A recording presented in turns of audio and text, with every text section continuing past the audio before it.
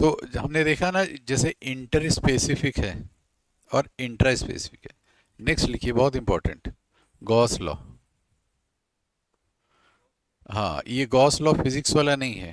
हाँ, ये 1930 में आया था, ग्रेगरी गॉस ने दिया था वो वाला ये। तो सिर्फ गॉस लॉ लिखना, 1930 वटी नहीं लिखना।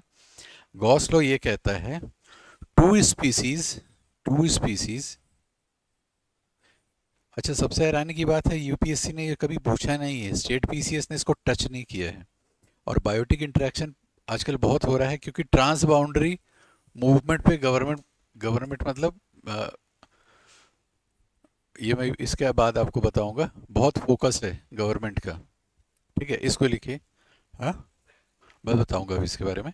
To species competing for competing for same resource cannot coexist।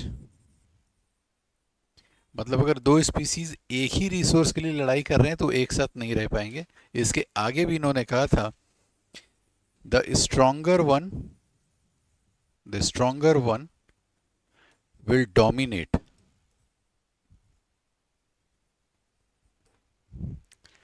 And the weaker one जो भी कमजोर होगा, weaker one has to adapt और माइग्रेट। ये है गॉस लॉ। गॉस लॉ ये बोलता है कि जब भी दो स्पीसीज एक ही रिसोर्स के लिए लड़ रहे होंगे तो वो एक साथ रह नहीं सकते, जो भी उसमें से स्ट्रांगर होगा वो डोमिनेट कर जाएगा। ठीक है, जैसे लायन जो है और हाइना एक ही चीज के लिए करते हैं, तो हाइना हमेशा जंगल के बाहर रहता है। ठीक है, जिसको लकड़बग्गा बोलते हैं, ये हमेशा जंगल के बाहरी एरिया में रहता है, कभी भी बीच में नहीं रहते। और ये हमेशा पैक में रहते हैं, झुंड में रहते हैं। और इसकी लड़ाई सिर्फ इससे है और इसकी लड़ाई सिर्फ इससे है। लड़ाई प्रे और प्रीडेटर नहीं, वो दूसरा चीज है। इनकी लड़ाई सिर्फ इसीलिए फाइट, क्योंकि सेम रिसोर्सेज को चाहिए। ये है हमारा गॉस लॉ।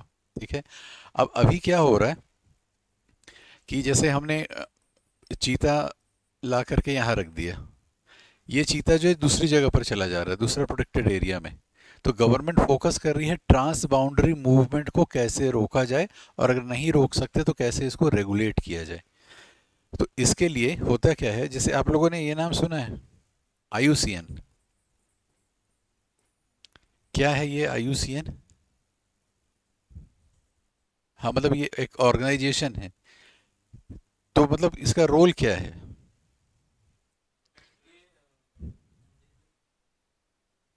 इन्वायरमेंट में जो सबसे एपेक्स एजेंसी है वो है आईयूसीएन। आईयूसीएन में इतना पावर है कि आपके इन्वायरमेंट का सिलेबस चेंज करवा सकती है यूपीएससी का। कैसे, अभी हम बताते हैं। वही जो एमओएफसीसी का मैंने लिखा था ना, ये आईयूसीएन को कैसे पता चलता है कि जो टाइगर है वो इंडेंजर्ड है या वल्नरेबल है? टाइगर तो इंडिया में है, और इस बार इस पे क्वेश्चन जरूर आने वाला है, क्योंकि सालों बाद, 90s के बाद पहली बार ऐसा हुआ है 2026 में जहां टाइगर की किलिंग हुई है, पोचिंग हुई है।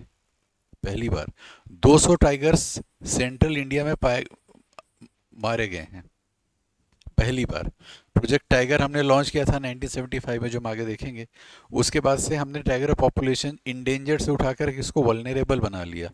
और पहली बार ऐसा हुआ, तो क्वेश्चन जरूर आना चाहिए 26 के प्रीलिम्स में।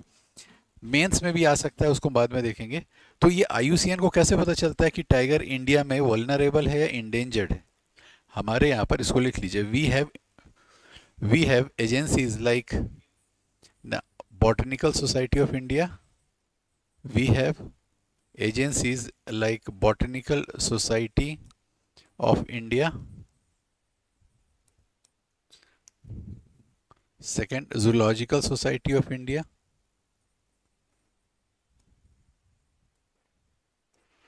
Wildlife Institute of India,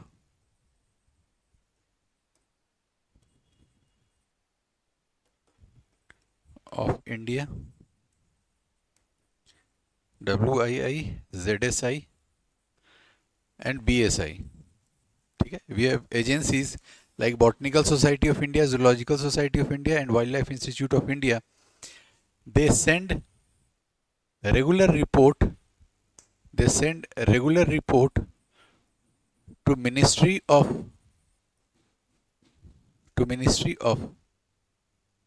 Forest, Ministry of Environment, Forest and Climate Change. अभी MOEFCC लिख लीजिए.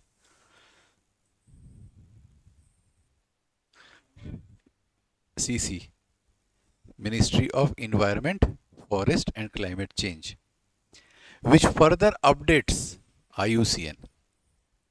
Which further updates IUCN.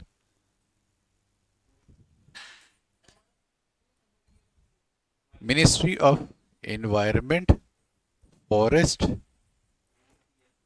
and Climate Change.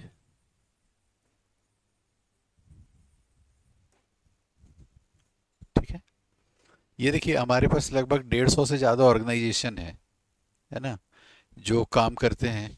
अब उसमें से आप कितने ऑर्गेनाइजेशन का नाम याद रखेंगे? तो मैं आपको इम्पोर्टेंट ऑर्गेनाइजेशन की एक बुकलेट बना के दे दूंगा. उसमें इंपॉर्टेंट इन्फॉर्मेशन भी दिया है कि इसके बारे में आपको पढ़ना क्या क्या है. इसके ऊपर रिसर्च नहीं करना है, सिर्फ एग्जामिनेशन रेडी रखना है अपने आप को. वैसे कभी पूछता नहीं है ये. ठीक है, एक बार हो सकता है आपसे एक बार क्वेश्चन आ चुका है प्रीलिम्स में. बॉटनिक जो हमारे यहाँ पर वो होता है ना, बीटी कॉटन वगैरह. तो आपका नाम क्या है? अगर हिमांक ने आज एक बीटी मैंगो बना दिया, ऐसा मैंगो जो सिर्फ गर्मी में नहीं ठंड में भी आता है, तो इसको अप्रूवल कौन देगा बाजार में बेचने का, या कमर्शियली इसको ना, कि भाई इसकी खेती की जाए, बाजार में लाया जाए, क्योंकि इसके साइड इफेक्ट भी तो हो सकते हैं. वो करता है GEAC. ये बायोटेक्नोलॉजी में है. GEAC एक ऑर्गेनाइजेशन है. ठीक है, उसको लिखना नहीं है. अब GEAC जो है ये इन्वायरमेंटल प्रोटेक्शन एक्ट EPA, जो हम आगे देखेंगे, 72 के अंडर में बना था. जेनेटिकली इंजीनियर्ड अप्रेजल या अप्रूवल कमिटी, ये क्वेश्चन आया था प्री में. ठीक है, तो ऑर्गेनाइजेशन से रिलेटेड क्वेश्चन पूछता है यूपीएससी, और स्टेट PCS भी पूछता है. तो IUCN क्या करता है? IUCN करेगा क्या? ये बोलेगा MOFCC को कि आप एक काम कीजिए, अपने जो फॉरेस्ट ऑफिसर्स हैं उनके सिलेबस में एक नया चीज़ ऐड कर दीजिए. MOFCC डायरेक्ट भेजेगा गवर्नमेंट को, और आपके UPSC कमीशन उसको चेंज कर देगा. तो ये सबसे पावरफुल ऑर्गेनाइजेशन यही है. ठीक है, वही मैं आपको बता रहा था. तो इसको आपने लिख लिया. नेक्स्ट लिखिए जो बायोटिक इंटरेक्शन है. नहीं नहीं, बायोटिक इंटरेक्शन बहुत सारे हैं. उसमें से हमने एक कमेंसलिज्म देखा, अमेंसलिज्म देखा, कंपटीशन तीसरा जो था कंपटीशन था. चौथा लिखिए predation. Predation. Predation.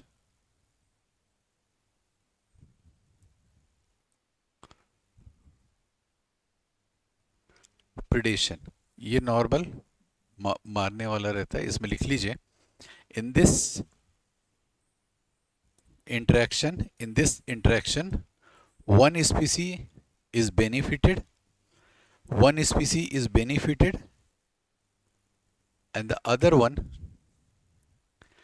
species is benefited and the other one is harmed or killed.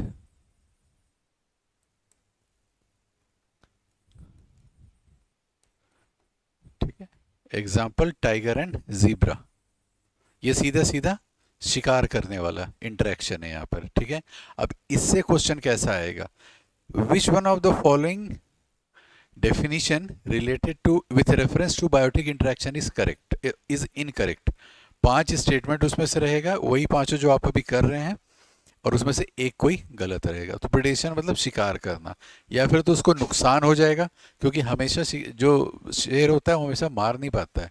आपने देखा होगा पंजे वंजे का निशान रहता है, तो वो हार्म होगा या उसको किल कर देगा. It even goes to let's say snake and rat. हाँ, नहीं नहीं, वो तो अनसक्सेसफुल हो गया ना. शेर तो उसको मारने के लिए पकड़ने जा रहा था लेकिन नहीं पकड़ पाया। हाँ, आएगा इसी कैटेगरी में कि भाई वो उसको नुकसान पहुंच गया। आपने देखा होगा कुछ जानवर जिसका कुछ घायल रहते हैं। घायल किस लिए? क्योंकि वो सरवाइव कर गए प्रिडेशन का अटेम्प्ट। अब जैसे चीता जो होता है, चीता बोलते हैं 120 किलोमीटर पर आवर की स्पीड होती है इसकी, लेकिन ये स्पीड सिर्फ 12 से 13 सेकंड की होती है। उससे ज़्यादा मेंटेन नहीं कर सकता, और इसके लिए उसका टेल बहुत इंपॉर्टेंट होता है। पूरा बैलेंस उसका पूंछ से बनता है, और एट दिस स्पीड पूरे ब्रेन में इसके ब्लड भर जाता है। अगर ये इस 12 से 13 सेकंड में शिकार नहीं करेगा तो फिर उस दिन उसको खाने को नहीं मिलेगा। तो it has to kill something to eat, else he has to go without food on that day. ठीक है। तो ये होता है हमारा, जिसमें एक का फायदा होता है और एक का पूरा पूरा नुकसान हो जाता है, प्रिडेशन। ठीक है। नेक्स्ट लिख लीजिए, न्यूट्रलिज्म। न्यूट्रलिज्म। हाँ, नेक्स्ट है न्यूट्रलिज्म।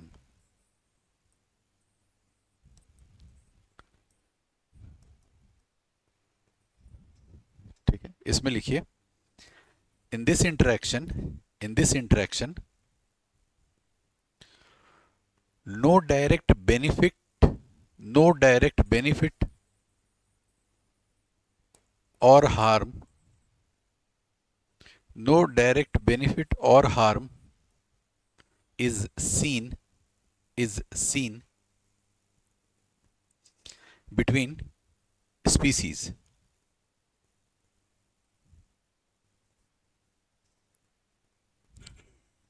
ठीक है, उसके आगे फुल स्टॉप लिखिए। according to some according to some ecologist according to some ecologist, ये नाम लिखने की जरूरत नहीं है लेकिन अगर लिख लेंगे तो अच्छा रहेगा, जैसे कि Eugene Odum, true neutralism does not exist. इसको लिख लीजिए, फिर मैं एक्सप्लेन करता हूँ।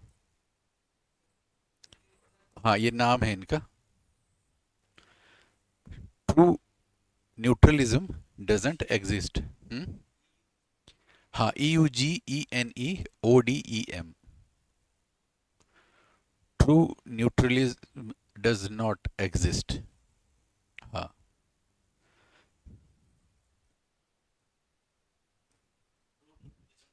हाँ।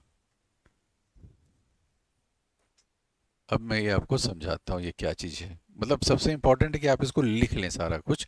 अब देखिए, इसका एग्जाम्पल लिखिए, टेरेंटुला, टेरेंटुला एंड कैक्टस। कभी कभी मैच द फॉलोइंग में भी आ सकता है आपको बायोटिक इंटरेक्शन बताने के लिए। टेरेंटुला और कैक्टस। अब ये जो है, ये एक तरीके की स्पाइडर होता है ये, और ये कैक्टस का पौधा है, और ये दोनों डेजर्ट एरिया में पाए जाते हैं। ठीक है। अब एक चीज़ सोचिए कि ये एक स्पाइडर है, ये दोनों डेजर्ट में है, ये यहाँ से आया, इसके ऊपर चढ़ करके चला गया, एक छोटा इंटरेक्शन हुआ, लेकिन ना इसको कुछ फ़ायदा हो रहा है, ना इसको कुछ फ़ायदा हो रहा है, ना नुकसान हो रहा है, ना नुकसान हो रहा है। इसी को बोलते हैं न्यूट्रलिज्म। ठीक है। लेकिन कुछ इकोलॉजिस्ट का मानना यह है कि ट्रू न्यूट्रलिज्म कहीं भी एग्जिस्ट नहीं करता है, कुछ ना कुछ रिलेशन जरूर होगा हमारा, जो हमको नहीं पता है अभी तक। जैसे रीसेंट इंफॉर्मेशन जो इस बार जरूर आना चाहिए, वो ये है कि हमको ये पता था कि जो पहली जो लाइफ स्टार्ट हुई थी, वो फोटोसिंथेसिस जैसे किसी प्रोसेस से स्टार्ट हुई, और जिससे ऑक्सीजन निकला। मेरे ख्याल से 7-8 महीने पहले एक न्यूज़ आया था करंट अफेयर में, वो ये बोलता है कि without photosynthesis oxygen was available. तो हमारी पुरानी जितनी भी स्टडी और थ्योरी हैं, उन सब पे बड़ा सा क्वेश्चन मार्क लग गया है। Now we are again trying to study. अब इससे कैसा, हाँ, जैसे फोटोसिंथेसिस से ऑक्सीजन निकलता है, तो हम लोगों को बोला गया कि जैसे पहले हम डीप सी ओशन में यहाँ पर केमिकल से कुछ कुछ बनाते रहते थे, फूड बनता था। अब यहाँ वाला फूड जो था, उस समय जो पूरा एटमॉस्फेयर था उसमें ऑक्सीजन नहीं था, इसीलिए यहाँ जो फूड बनता था ये केमिकल एनर्जी से बनता था। ये मैं आगे भी बताऊंगा, जिसको हम बोलते हैं कीमोसिंथेसिस। हम जो पढ़े हैं, हम सारे बुक्स में, एनसीईआरटी की सारी बुक्स जितने भी ये साइंस वाइंस सब यही बोलता है कि केमिकल एनर्जी से हम अपने लिए एनर्जी बनाया करते थे। लेकिन लेकिन बाद में पता चला कि नहीं, ऐसा नहीं है। इस समय ऑक्सीजन नहीं था। फिर बाद में फोटोसिंथेसिस आया। ये एक ऐसा रिएक्शन है जो सनलाइट की एनर्जी को फूड में कन्वर्ट कर देता है। और इसी समय अलग अलग तरीके के स्पीसीज आना स्टार्ट हो गए। ये हम लोग आज तक पढ़ते आए हैं इसके ऊपर। हर बड़े बड़े कंट्री में इसके रिसर्चर्स हैं, बुक्स भी इसी पे लिखी गई है। लेकिन अभी से 8 महीने पहले ये फाइंडिंग आई थी, वो करंट अफेयर में मैं आपको भेजूंगा, कि ऐसा नहीं कि ऑक्सीजन नहीं था। जब कीमोसिंथेसिस हो रहा था उस समय भी ऑक्सीजन था। और उन्होंने प्रूफ भी कर दिया उसको। हाँ, प्रूफ कर दिया कि ऑक्सीजन था। तो जैसे बिग बैंग है, वो तो हम लोगों ने पढ़ा है, हमको नहीं पता कि सही है कि नहीं। हाँ, ये तो हमको पता ही है। अब उसके बाद जो थ्योरी उस पर डेवलप हो रही है, ये हमको जानना थोड़ा सा डिटेल में ज़रूरी है कि था नहीं था, किसने बताया, क्या यूज़ किया। तो ये करंट में, हम उसको करंट में देखेंगे। ठीक है, नेक्स्ट लिखिए।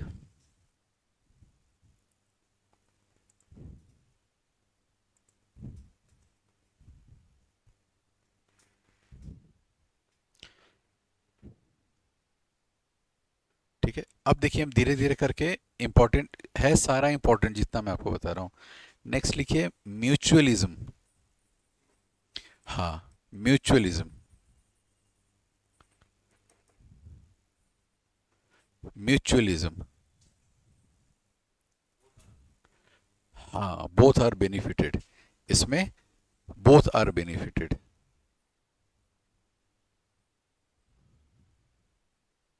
अब आज जैसे इसराइल ने ईरान पर अटैक कर दिया, ठीक है, आपको क्या लगता है कि इसमें किस टाइप का क्वेश्चन और आपके पढ़ने लायक क्या इंपॉर्टेंट होगा? इसराइल और यूएस ने मिल करके एक ऑपरेशन चलाया, ऑपरेशन फ्यूरी जैसा कुछ नाम है, और ईरान पे हमला कर दिया। ईरान ने रिटेलिएशन में यूनाइटेड स्टेट के जितने भी बेस हैं यूएई में, अलग अलग जगह, कुवैत, कतर, जहां, वहां पर उन्होंने अटैक कर दिया। ऐसे किस तरीके का आपका क्वेश्चन आ सकता है? आप उस लेवल पर पहुंच जाएंगे तो आप टॉप 10 यूपीएससी एस्पायरेंट्स पे पहुंच जाएंगे। आपसे किस तरीके का क्वेश्चन है और यहाँ पर क्या इंपॉर्टेंट एरिया है। जो पहली बार प्रीलिम्स देते हैं वो पढ़ते हैं कौन सा मिसाइल मारा था ये कौन सा मिसाइल मारा था, इसके पास कौन सा मिसाइल इंटरसेप्टर था। नहीं, इसके बगल में है स्ट्रेट ऑफ हॉर्मूज। आप लोगों का ज्योग्राफी अभी नहीं हुआ है ना। इसके बगल में है स्ट्रेट ऑफ हॉर्मूज, जहाँ से ऑयल जाता है। अब आज जैसे सैटरडे है, फ्राइडे की सुबह ही ऑयल प्राइस राइज कर गया था, क्योंकि इनके बीच में, यूएस और ईरान के बीच में डायलॉग फेल कर गया था। तो ये प्राइस जो है अब आगे आने वाले समय में राइज कर जाएगा। तो ये एरिया है जहाँ से क्वेश्चन आएगा, क्योंकि अगर ये कंटिन्यू करेगा तो ये बंद हो जाएगा। ठीक है, तो ये मैं आपको जो एडिटोरियल भेजता हूँ ना, जैसे जैसे हम आगे बढ़ते जाएंगे, मैं आपको एडिटोरियल भेजूंगा, तो इससे आपके कॉन्सेप्ट क्लियर हो जाएंगे। हम क्यों ये वाला पार्ट पढ़ रहे हैं, इकोसिस्टम और ये सब? दो रीज़न है। यहाँ से क्वेश्चन आते ही हैं हमेशा, पहला। और दूसरा, यहाँ पर जो क्वेश्चन आते हैं ये कभी भी गलत नहीं करना चाहिए हमको।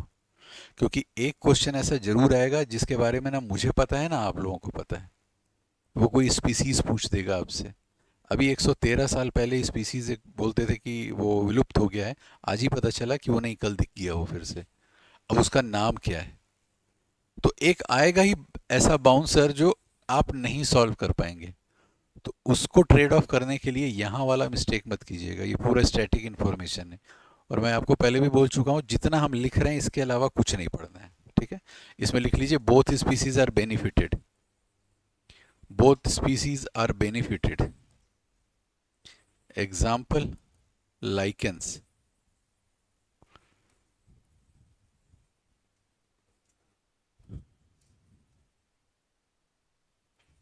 Example, lichens. जिसमें एल्गी और फंगाई एक साथ रहते हैं।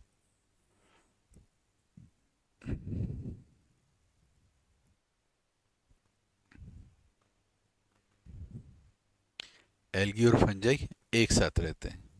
एक स्टेटमेंट और लिखिएगा, lichen is a composite organism. Composite organism, composite मतलब कंपोज्ड ऑफ टू ऑर्गेनिज्म होता है। Composite organism of algae and fungi, of algae and fungi,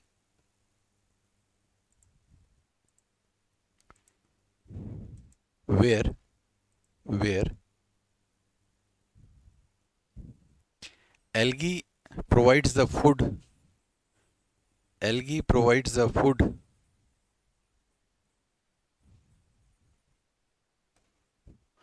through photosynthesis,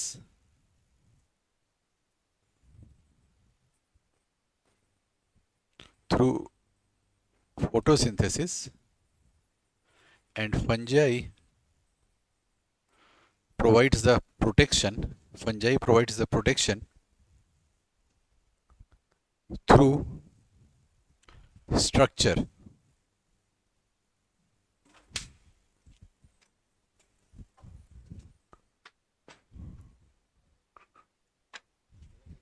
Shekhar, Shekhar, through structure. तो एक तरफ वो खाना बना के दे रहा है और दूसरा उसको एक घर दे रहा है। कल वाला वो हैंड आउट है ना इसमें, कल जो एक इन्फोग्राफिक वाला लगा था, हाँ, जो एक पीपीटी चला रहे थे ना कल, है इसमें, उसको चालू कर। ठीक है, एक एग्जाम्पल हमारा है,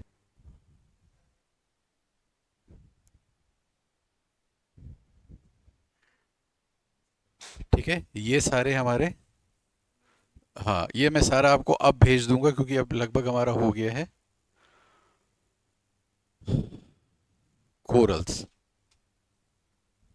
ठीक है, लिखिए कोरल्स के बारे में, बहुत इंपॉर्टेंट है, हर साल, हाँ वही बताएंगे, लिख लीजिए।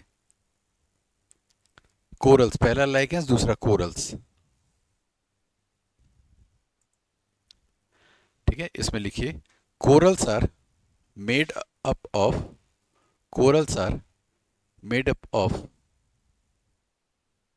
a structure known as, a structure known as polyps, a structure made up of, a structure known as polyp, POLIP, ये होता है कोरल का स्ट्रक्चर, ठीक है, पॉलिप, फुल स्टॉप, उसके आगे लिखिए, inside the polyp, inside the polyp, a microscopic, inside the polyp, a microscopic,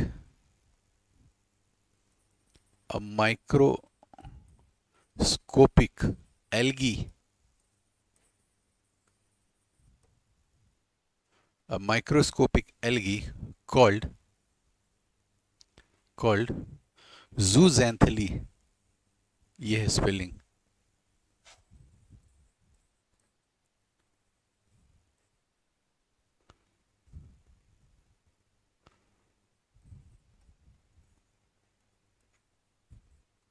leaves, zooxanthellae leaves, full stop, दूसरे पॉइंट में लिखिएगा, द कोरल पॉलिप्स, अब इस पे पॉलिप के बारे में बात कर रहे हैं, the coral polyps produces carbon dioxide,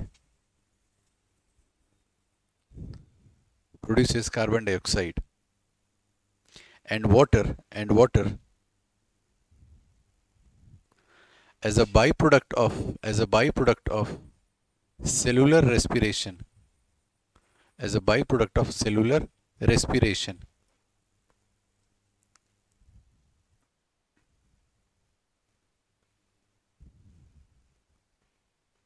ठीक है। अब फोटोसिंथेसिस में क्या क्या चीज जरूरी रहता है, खुद से सोच के बताइए। और चलिए ठीक है, क्या चीज, लीव्स, लीव्स के अंदर ग्रीन क्या, पिगमेंट। हाँ, हाँ उसका नाम क्या है? क्लोरोफिल। हाँ, और एक चीज जरूरत रहता है। ऑक्सीजन तो प्रोड्यूस करता है वो, कार्बन डाइऑक्साइड। और अभी हमने लिखा है सेलुलर रेस्पिरेशन से कार्बन डाइऑक्साइड प्रोड्यूस हो रहा है।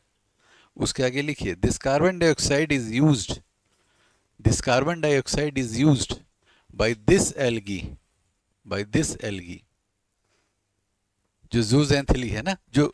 हाँ, हाँ, by zooxanthellae, by zooxanthellae, for photosynthesis, for photosynthesis.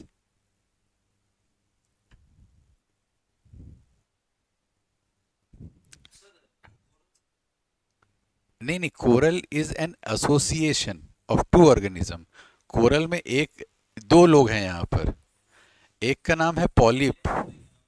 हाँ, एक का नाम है जूजेंथली। ठीक है। पॉलिप इसको, पॉलिप इसको कार्बन डाइऑक्साइड देता है। अब मुझे कार्बन डाइऑक्साइड का वो बताइए, रिएक्शन का वो फॉर्मूला क्या होता है? अगर कल को अगर आ गया आपके प्रीलिम्स में ही आ गया, जैसे प्रीलिम्स में होता क्या था, लोग सोचते थे कि डायनेमिक पार्ट है, हम करंट अफेयर्स पढ़ के चले जाएंगे सबका। तो उस दिन मैंने बताया 2019 में पूरा स्टैटिक एनसीईआरटी का आ गया था साइंस में, जो प्रेशर कुकर वगैरह वाला जो था। कल को अगर आ गया कि विच one of the following correctly describes the photosynthesis process, तो कौन सा प्रोसेस होता है फोटोसिंथेसिस का?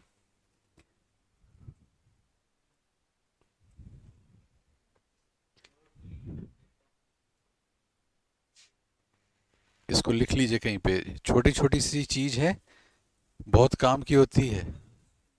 हाँ हाँ, ये देखिए इसमें क्या होता है, सिक्स, ये लिख लीजिए फोटोसिंथेसिस में होता क्या क्या है। फोटोसिंथेसिस, बहुत मेहनत करना पड़ेगा आप लोगों को अगर प्री निकालना है तो।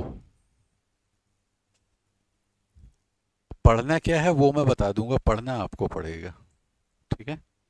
फोटोसिंथेसिस होता है 6CO2 plus 6H2O in the presence of sunlight and chlorophyll produces C6H12O6। किसका फॉर्मूला है ये? ग्लूकोज। हाँ, ठीक है। हाँ, plus oxygen as a by product, ये है फोटोसिंथेसिस का process.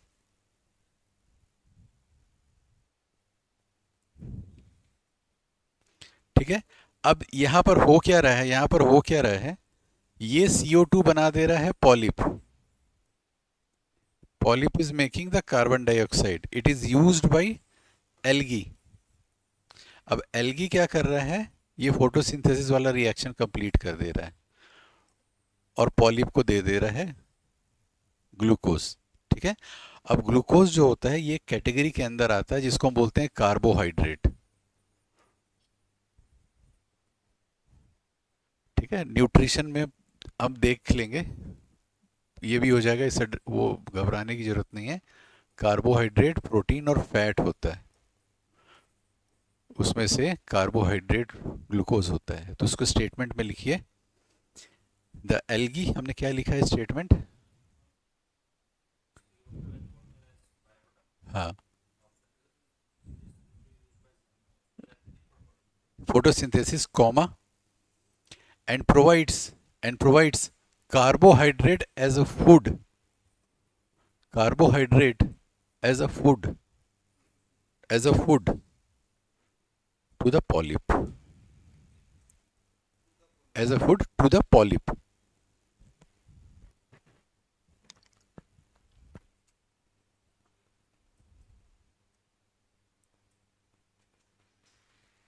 Full stop, line change करके लिखिएगा।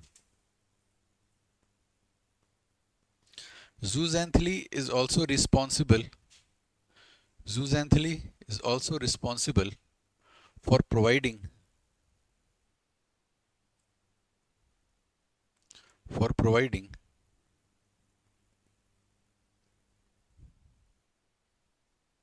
Unique and beautiful colours,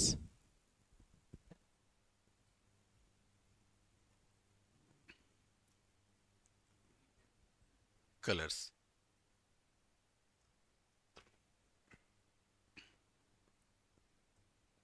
full stop. उसके नीचे एक लाइन छोड़ दीजिएगा और आगे लिखिएगा sometimes, sometimes due to certain stress, sometimes